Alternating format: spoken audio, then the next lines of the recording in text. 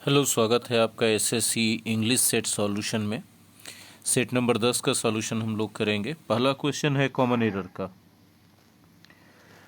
Those who are averse with hard work will seldom succeed in life. Error है part A में, averse के साथ with नहीं to preposition का use करते हैं। Those who are averse to hard work will seldom succeed in life. Option number 1 सही answer होगा। जो लोग जीवन में मेहनत नहीं करना चाहते हैं उनको शायद ही सफलता मिलती है। सेकंड क्वेश्चन में आपको बताना है कि ब्रैकेटेड पार्ट में कोई एरर है क्या। यदि एरर है तो सुधार के क्या होगा। एरर तो है you are what you think, आप वही बनते हैं जैसा आप सोचते हैं या जो आप सोचते हैं। 2 का 1। तीसरा, select the word with the correct spelling. इसमें पहला वर्ड है हैंडकफ, जिसका स्पेलिंग डबल एफ में होना चाहिए, HANDCUFF, हैंडकफ। हथकड़ी। दूसरा, फ्रिक्शन में के की जगह सी होना चाहिए, फ्रिक्शन मतलब तनाव, संघर्ष। तीसरा, स्टर्लिंग स्पेलिंग सही है। स्टर्लिंग का मतलब होता है इंग्लैंड का एक मुद्रा का इकाई है, वो मॉनेटरी यूनिट है। इम्यूलेटर में ER नहीं होके OR होगा। ऑप्शन नंबर 3 सही है 3 का। Question number 4, select the synonym of choke. Choke का मतलब होता है जाम कर देना, बंद कर देना। गला जाम कर देना या गला बंद कर देना या गला घोंट देना स्टिफल होता है। तो ऑप्शन नंबर 1 इसका सिनोनिम्स होगा। बाकी वर्ड्स हैं एड, मदद या मदद करना। कार्बन तो कार्बन होता है। ब्रीद, श्वास, श्वसन करना। ब्रीद इन तो सांस अंदर लेना और ब्रीद आउट तो सांस बाहर छोड़ना। 5 में पाराजंबल है। अनइलेक्टेड गवर्नर्स प्लूरल नाउन के रूप में पहले है तो ये सब्जेक्ट हो जाएगा और उसके बाद आएगा प्लूरल वर्ब जनरली, तो क्यू से स्टार्ट होना चाहिए। Unelected governors were never envisaged. Envisaged as somebody या समथिंग के रूप में यूज किया जाता है। एनविसेज्ड के बाद एज आता है तो क्यू के बाद आर आना चाहिए। तो पूरा सही अरेंजमेंट होगा QRP। ऑप्शन नंबर 4 सही आंसर होगा। क्वेश्चन नंबर 6 की तरफ चले। Question number 6 fill in the blanks का क्वेश्चन है। Priest called upon the families to their differences and agree to the wedding. Priest ने रिक्वेस्ट किया फैमिलीज से कि अपने डिफरेंसेस को भूल जाइए, अपने मतभेदों को भुला दीजिए। तो मतभेदों को भुला देने के लिए अंग्रेजी होता है सिंक डिफरेंसेस। सिंक डिफरेंसेस, ठीक है। तो ऑप्शन नंबर 1 सही होगा। बाकी एबॉलिश का मतलब उन्मूलन करना, जड़ से मिटा देना, जैसे abolish poverty, abolish superstition. Immerse मतलब डुबाना, लोअर मतलब निचला। क्वेश्चन नंबर 7 में चलते हैं और आपको वॉइस चेंज करके बताना है। Abhinav Bindra won the gold medal at the 2008 Beijing Olympic Games. यहाँ वॉन V2 है, उसका पैसिव वॉइस वाज वॉन होगा। Gold medal was won. तो ये सिर्फ एक ही ऑप्शन में है, ऑप्शन नंबर 1 में। तो ऑप्शन नंबर 1 सही आंसर होगा। Question number 8, water under the bridge. आप ब्रिज पर हैं, प्यास लगी है और पानी नीचे जा रहा है। आप उसको नहीं हासिल कर सकते, उससे कोई फायदा आपको नहीं होगा। तो कोई भी ऐसा चीज़ जो अब आपके पास फायदेमंद नहीं है, जो आपके लिए यूजफुल नहीं है, वो ज़्यादातर पास्ट की चीज़ें होती हैं जो आपके पास से गुजर गई होती हैं। तो ऑप्शन नंबर 2 इसका सही आंसर होगा। Past events are no longer important. Question number 9, select the word with the correct spelling. Correct spelling बताना है। तो फर्स्ट वर्ड में स्पेलिंग में डबल एन के जगह सिंगल एन होना चाहिए। अर्बैनिटी URBANIT भाई, ये गलत है। कॉर्वेट में डबल T होना चाहिए। कॉर्वेट का मतलब होता है युद्धपोत, लड़ाकू जहाज पानी वाला।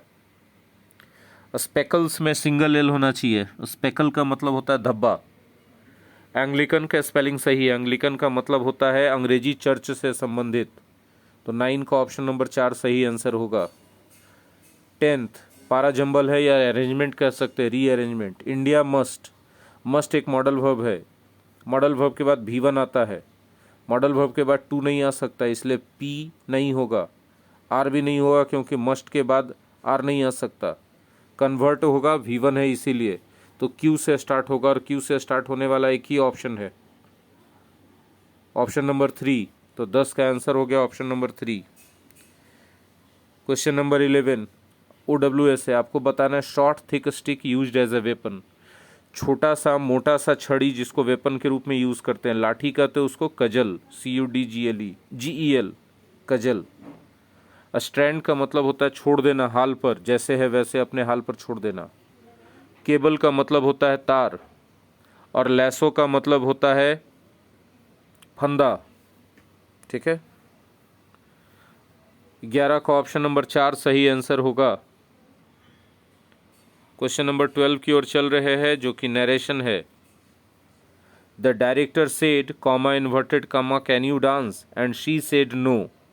मतलब डायरेक्टर ने उससे पूछा, द डायरेक्टर आस्क्ड हर, और पूछा यस नो क्वेश्चन है तो कंजंक्शन के तौर पे इफ या वेदर का यूज होगा। If she could dance and she said she couldn't, option number 1 answer होगा 12 का। क्वेश्चन नंबर 13 में चल रहे हैं हम लोग। ये कॉमन एरर है, India is in no way inferior than China in any aspect whatsoever. देखिए एरर है बी में, इन्फीरियर के साथ देन नहीं, टू का यूज करेंगे। इंडिया चाइना से किसी भी मामले में इन्फीरियर नहीं है, तो ऑप्शन नंबर बी यानी ऑप्शन नंबर 2 करेक्ट आंसर होगा। Question number 14 select the synonym of endangered. Endangered का मतलब होता है जो खतरे में पड़ा हुआ है, तो इसका सही ऑप्शन कौन सा होगा? थ्रेटेंड, ऑप्शन नंबर 2 सही होगा। बहुत सारे लोग रिस्की में कंफ्यूज हो जाएंगे, रिस्की का मतलब खतरनाक, और जो खुद खतरे में पड़ा हुआ वो एंडेंजर्ड या थ्रेटेंड है, तो ऑप्शन नंबर 2 सही होगा।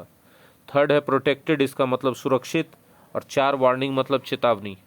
वैग द डॉग मतलब किसी का ध्यान इधर उधर भटका देना। ठीक है, वैग द डॉग का मतलब ध्यान भटका देना, option number 1 divert attention. Question number 16 select the synonym, select the antonym of reform. Reform word का एंटोनिम बताना है। रिफॉर्म का मतलब होता है सुधारना, अमेलियोरेट मतलब भी सुधारना, वर्सन मतलब खराब कर देना, यही आंसर होगा 16 का 2। अमेंड्स मतलब सुधारना, और इमेंड मतलब भी होता है करेक्ट करना, तो 1 3 4 तो सिनोनिम होगा, एंटोनिम होगा option number 2। Question number 17 contrast this work of art to that. Contrast A with B होता है, इसलिए यहाँ 2 की जगह विथ होगा, ऑप्शन नंबर 3 सही होगा। Question number 18 it became imperative at this juncture to start a dot dot dot between the two varying functions. Factions, faction मतलब समुदाय, वैरिंग मतलब संबंधित। देखिए दो इस मामले से संबंधित या कंसर्न समुदाय के बीच, दो लोगों के बीच बातचीत होता है तो उसको डायलॉग कहते हैं, इसलिए ऑप्शन नंबर 2 सही होगा। क्वेश्चन 19 लिबर्टी का एंटोनिम्स बताना है। लिबर्टी मतलब आज़ादी, तो इसका एंटोनिम्स ऑप्शन नंबर 1 होगा। इनकार्सेरेशन मतलब जेल या कैद। बाकी चॉइस का मतलब पसंद, लाइसेंस मतलब लाइसेंस, राइट मतलब सही। Question number 20 A bias in favour of something. A bias in favour of something कहलाता है प्रेडिलेक्शन। प्रेडिलेक्शन का मतलब होता है किसी का पक्षपात, ऑप्शन नंबर 3 सही होगा। बाकी एडिक्शन माने लत या आदत, डिस्पोजिशन मतलब स्वभाव, इम्पल्स मतलब आवेग। दोस्तों इस बात के लिए क्षमा चाहेंगे कि इसमें क्लोज टेस्ट नहीं करवाया जा सकता है, क्योंकि पैसेज कोई और ऑप्शंस कोई और दे दिए गए हैं, ये गलती से ऐसा मिसमैच हो गया है। तो इन फ्यूचर हम इसको करेक्ट करेंगे तब बताएंगे। तो सेट 10 में इतना ही। Thank you very much.